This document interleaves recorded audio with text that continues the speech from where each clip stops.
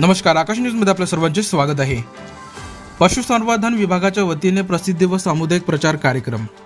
लाखांदूर येथे 3 दिवसीय प्रशिक्षण कार्यक्रमाची सुरुवात पंचायत समिती लाखांदूर अंतर्गत पशुसंवर्धन विभागाच्या वतीने जनजाती क्षेत्राबाहेरील उपाययोजना अंतर्गत प्रसिद्धी व सामुदायिक प्रचार कार्यक्रमाच्या माध्यमातून 3 दिवसीय प्रशिक्षण कार्यक्रमाची सुरुवात करण्यात आली आहे। लाखांदूर येथील माधवानंद सभागृहात दिनांक 24 ते 26 जानेवारी पर्यंत आयोजित या प्रशिक्षण कार्यक्रमाचे उद्घाटन जिल्हा परिषद सदस्य प्रियंका बोरकर यांच्या हस्ते पंचायत समितीच्या उपसभापती सौ संजना वरखडे यांच्या अध्यक्षतेखाली करण्यात आले।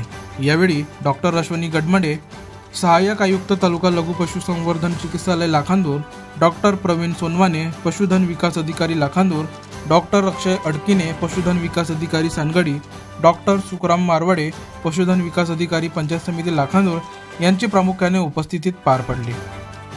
या प्रशिक्षण अंतर्गत आदिवासी बंधूंना मार्गदर्शन करण्यात येत आहे।